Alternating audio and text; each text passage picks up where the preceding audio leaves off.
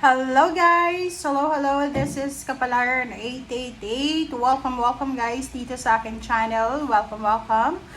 And this reading is for the Capricorn. So, Capricorn, titingnan natin kung ano ang reading mo for the whole month of March. So, Capricorn, please connect your intuition sa barahang ito. Okay, sa mga messages na pwedeng lumabas dito, please connect your intuition.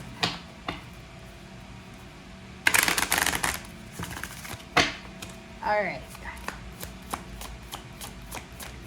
Okay, Capricorn.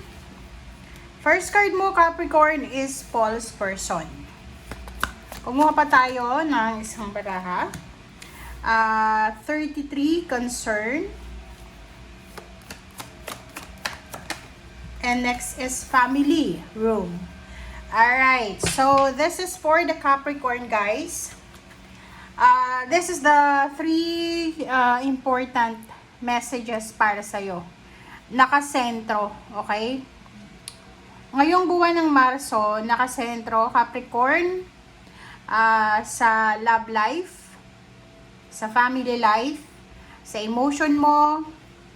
Medyo nag-aalala ka siguro sa father mo, okay? Siguro may edad na yung father mo or lolo mo, or pwedeng ikaw yung Capricorn na yung asawa mo medyo may edad na. And dito din, this is the plan, okay? For the starting this March. This is your motivation. Alright. So, number 8.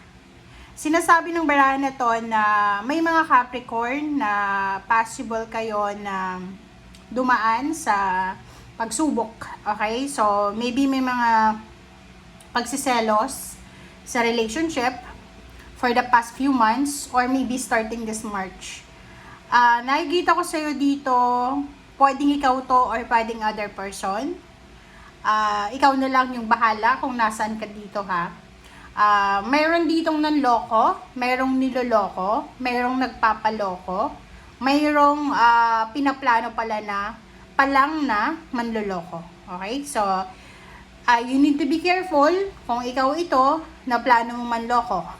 Okay? So, if you are the one na niloko, sinasabi ng baraha sa'yo dito na medyo nag-aalala ka. Okay, so this is important kasi kung makikita mo dito, meron ditong plano. Plano ng isang tao na, plano ng isang tao na medyo tuso. Okay, napakatuso ng taong ito. It's either yung lalaki or babae yung tuso, but meron dito na hindi pwedeng pagkatiwalaan. Okay? Next card natin is concern. Meron dito na Capricorn, babae ka na Capricorn. Either you're married, you're in a relationship, you're in a parang live-in partner. Nag-aalala ka para sa father mo. Pwedeng yung father mo, lolo mo, asawa mo, or kung sino man to na medyo may edad na, ay posibleng may sakit siya, kailangan yan ng operasyon, kailangan yan ng tulong emosyonal, physical, parang ganun, or psychological. So, please comment down below. And family room, this one is good news kasi may mga Capricorn dito na sobra-sobra yung motivation mo sa buwan na to na magpa-renovate ng bahay, bumili ng bahay, lumipat ng bahay, magpatayo ng bahay, bumuo ng pamilya, magkaroon ng additional member ng family, or kumbaga planuhin yung isang okasyon, or maybe wedding or anniversaries. Alright, so let's check.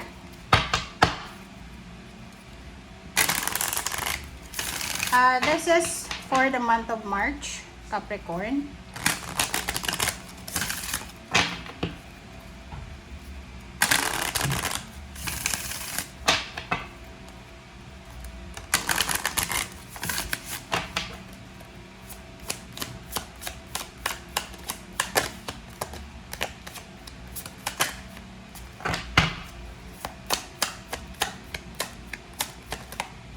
for Capricorn.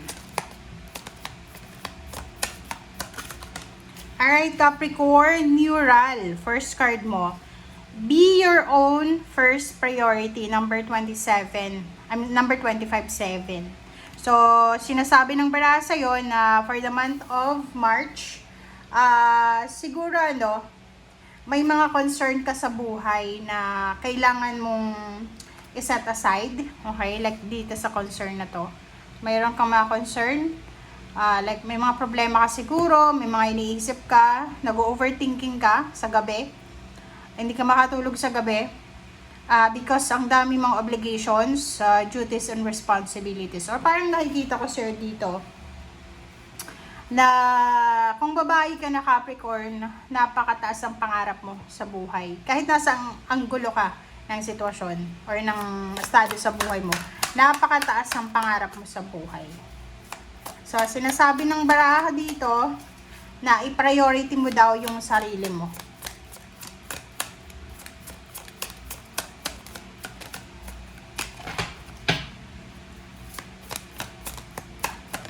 Alright. Gold. Number 36, this is 9. You don't need someone else to fix you. Wow. So, sa buong buwan ng Marso, sinasabi ng baraha sa'yo na napaka-tatag mo, napaka-confident mo, napaka-courageous mo, na sinasabi mo sa isip at puso mo na hindi mo kailangan ng kahit na sino para tulungan ka, alagaan ka, kasi you can do your own. Parang ganon. So, this is your emotion, this is your plans or motivation mo.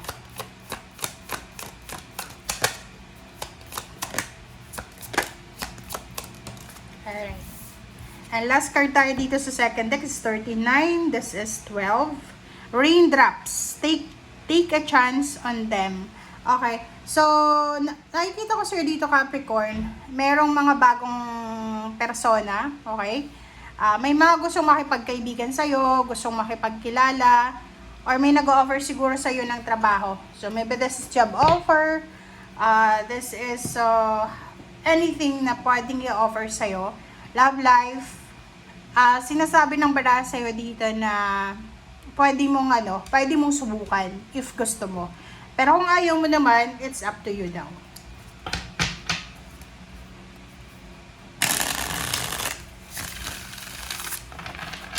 Okay. Ano pa ba ang additional message natin?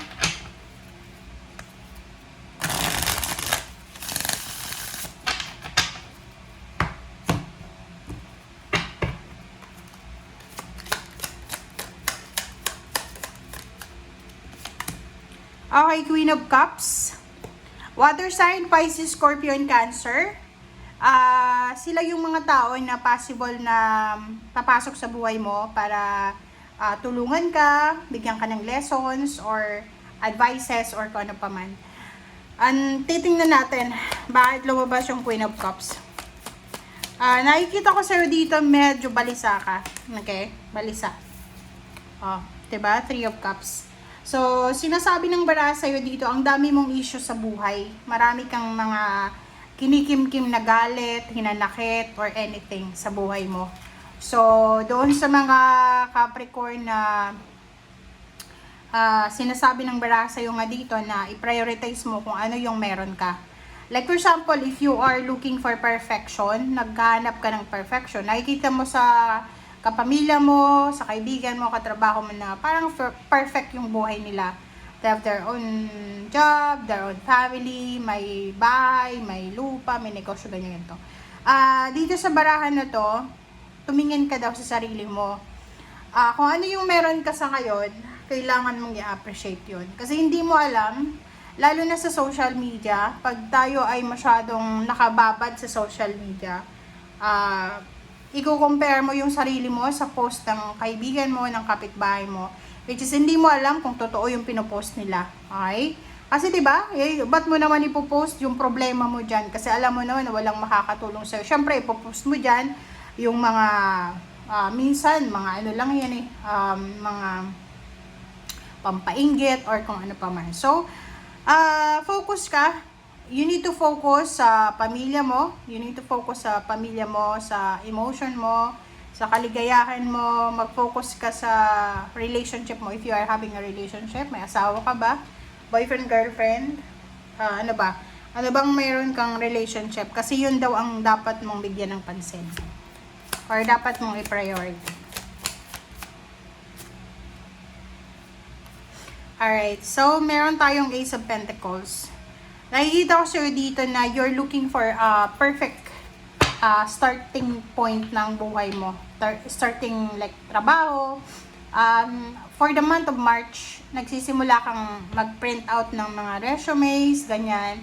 Yung iba sa inyo, kahit may trabaho kayo, you're looking for parang alternative. So, sabi ng bara sa'yo dito, kung may mga issue ka sa pamilya mo, may issue ka sa kaibigan mo, sa katrabaho mo, doon ka mag-focus sa kung ano yung pwedeng makapag-divert niyan eh. Kasi kung puro lang away, gulo yung focus mo, hindi mo makikita kung ano yung swerte na meron ka. So, dito nakikita mo dito sa Ace of Pentacles na yung emotion mo, kailangan mo daw na gamitin para kumita ng pera. Seven of Wands, sinasabi ng bara sa'yo dito na you need to be strong. Kailangan mong magpakatatag doon sa mga seeking jobs, doon sa mga first timer na maghahanap ng trabaho ngayong buwan ng Marso. Sinasabi ng bara na huwag kang ma-disappoint kung hindi ka makahanap agad ng trabaho. You need to be strong. You need to be courageous sa kung ano man yan na plano mo.